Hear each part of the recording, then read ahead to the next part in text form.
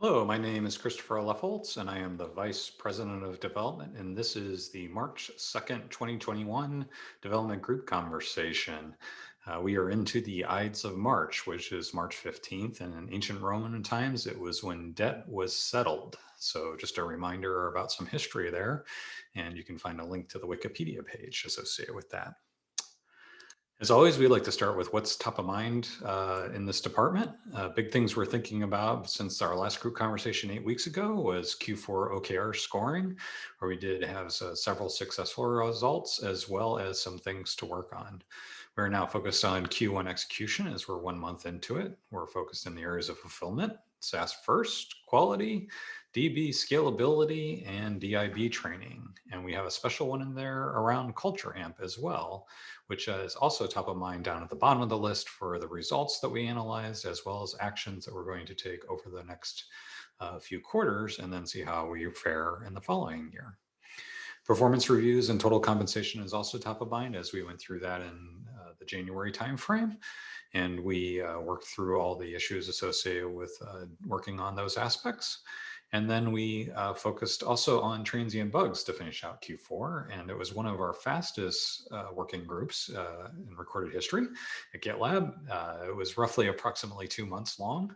And that's because of the hard work that the team was doing, and special thanks to Mech for driving that initiative for us.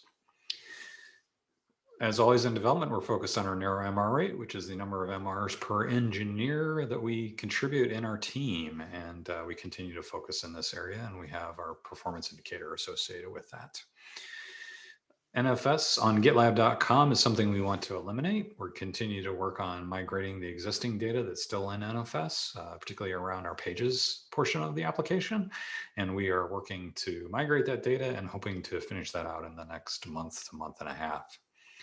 We also worked on our FY22 direction as we started the new fiscal year in February. And we have several areas that we want to hit, and it's included now in the informational section down at the end of this presentation if you're interested in reading in more detail about that, as well as you can go look at the MR that got merged associated with that. In development, we focus on people as well as processes and products. And one of the aspects that we also focused hard on was our attrition, as well as our hiring. If you look in the org chart, you can now see new vacancies for several of the positions. We're working to get the rest of them in there for accuracy.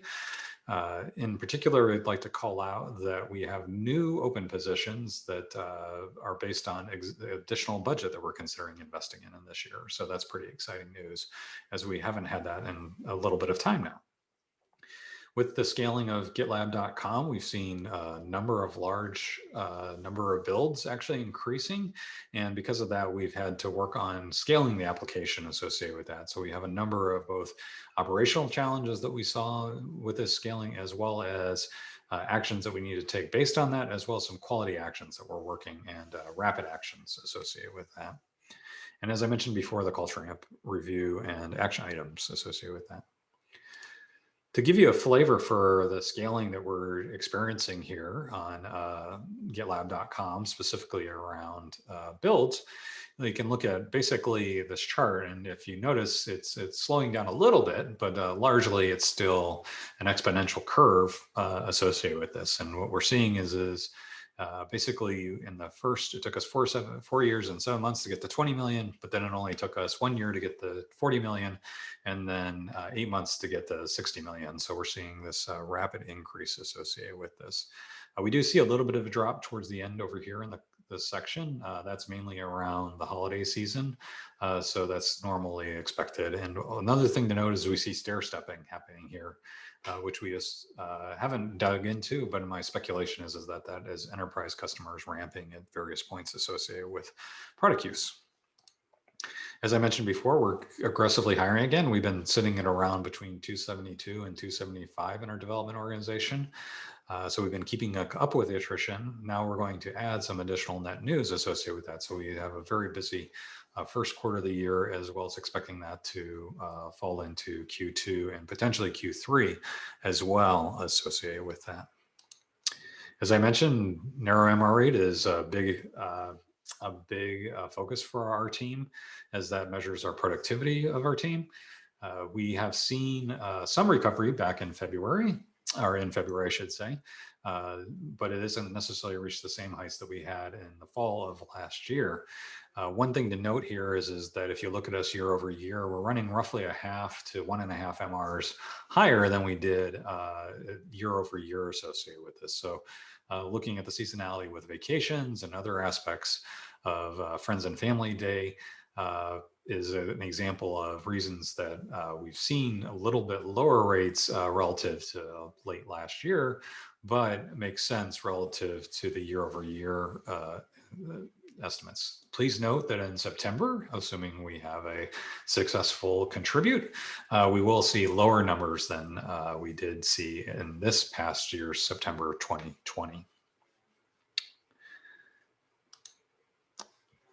Review to merge is another area that we focus on, and it's great to see that we've started to cut line back down. We've been focusing primarily on maintainers, increasing the number of maintainers to help with this. We've also seen some other techniques that have been used as well to help with coordination so that people can get their MRs reviewed faster.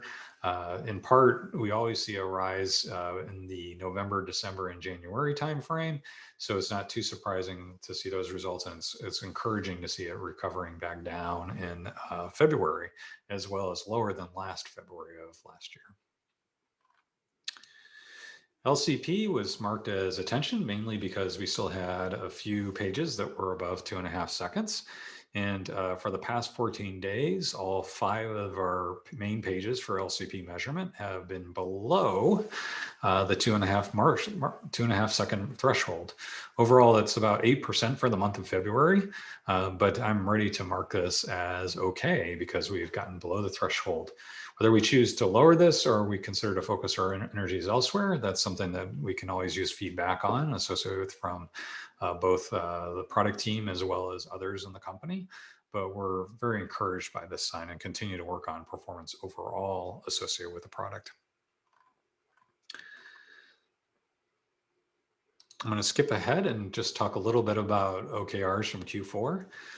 We were pretty solid and strong in most areas. The biggest challenge that we had was in our ARR objectives, primarily because we focused on priorities related to other activities. Fulfillment team was stretched between both the pain points as well as the tiering changes. So we successfully delivered on the tiering changes, but consequently did not quite hit as many pain points as we wanted to. The good news is that we continue to focus on these moving into Q1 of FY22, and we'll continue until that work is completed. Similarly, we've kicked off some other initiatives around migration of HAML components, which should hopefully help us work on making solid progress associated with it there. Q1 OKRs are listed here. I haven't had a chance yet to start scoring, even though we're a month in. So we'll work on that in the next couple of weeks to kind of get a flavor for where we're at. We're expecting maybe to make some minor adjustments, or I should say some adjustments based on different prioritization considerations that we have had as the quarter has started. And we'll think about that. In particular, improve the quality of the SLOs for S1s and S2s for CI. Based on the scaling challenges, we're going to revise that to a much different or much stronger quality initiative. And then we'll focus on S1s and S2s for CI moving into Q2. So those are the highlights from this group conversation. There are several normal pages in there around working groups as well as miscellaneous topics that have happened in development. And in the informational section, you'll find the department leaders as well as our vision and now our FY22 direction. Thanks again, and I look forward to a great group conversation with everyone Tuesday morning.